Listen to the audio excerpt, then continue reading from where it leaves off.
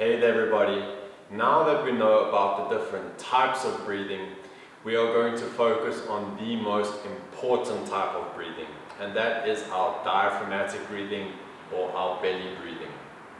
Why is it the most important type of breathing?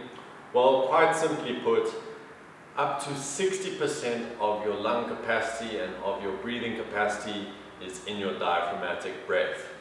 So when it comes to surf-specific breathwork and surf survival breathwork, it is highly important that we need to be able to access our entire breath capacity and our entire lung capacity if we want to increase our emergency breath hold times to be able to survive those long hold downs. So that being said, you need to be able to access and to breathe into that diaphragmatic region without thinking about it. It needs to become automated, and in order to do so, you have to familiarize yourself with the diaphragmatic breath and to get that diaphragm muscle nice and active. The primary breathing muscle in the human body is the diaphragm. The diaphragm is a thin, dome-shaped muscle that separates the thoracic cavity from the diaphragmatic cavity. It gains its shape from the organs that surround it, especially the heart, lungs, and liver. The diaphragm is attached to the costals along the lower rib cage in the front, high at the front on the sternum, and deeply at the back along the spine. When you use the diaphragmatic muscle to breathe, as you inhale, it contracts and moves downwards, and as you exhale, it relaxes and moves back up to its original position. Inhaling, it contracts and moves down.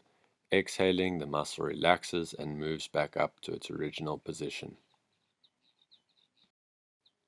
So now that you know what the diaphragm muscle is and how it forms part of your breathing mechanics, it is time to go and practice the diaphragmatic breath and to strengthen that diaphragm muscle, because it is a very important part of your emergency breath hold, and having a strong diaphragm muscle is a very important foundation for the rest of the surf survival breathwork journey. So here you will notice as I inhale and exhale that most of the movement experienced is in my belly region. Here I am actively using my diaphragm. So one of the best ways to practice diaphragmatic breathing is just to lie down on your back and get nice and comfortable. Then place one hand on your belly, and as you inhale, try and push that hand up towards the ceiling, and as you exhale, you can use your hand to push your belly back down towards the floor. As you inhale, try push that hand up towards the ceiling. As you exhale, use that hand to push your belly back down towards the floor. In the beginning, this is a little bit challenging, but once you familiarize yourself on how to actively use that diaphragm muscle, it becomes very easy. So another easy way of practicing diaphragmatic breathing is simply just to take a heavy book or a 2 kilogram weight and placing it on your stomach, and as you inhale, try and push that weight or that book up towards the ceiling, and as you exhale, let it push back down towards the floor. Inhaling, pushing the book up towards the ceiling. Exhaling, completely relaxing all your abdominal muscles and your belly region, and let your belly sink back towards the floor. Inhale, up towards the ceiling. Exhaling, let everything relax back down.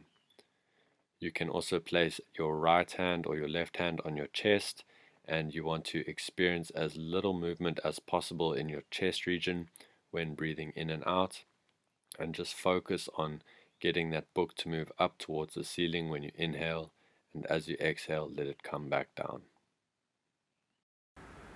Now that you know about the diaphragm muscle and diaphragmatic breathing and how to strengthen and activate that diaphragm muscle, it is highly important that you start practicing that diaphragmatic breathing, because that is going to be the foundation for the next breath exercise that I'm going to teach you, which is going to allow you to tap into 100% of your lung capacity and your breathing capacity on one single breath. But without that foundation of the diaphragmatic breath, you will not be able to practice this next technique in the best possible way. So go and practice your diaphragmatic breathing, get familiar with that diaphragmatic breath, and ideally we want our habitual everyday breathing form to become diaphragmatic breathing.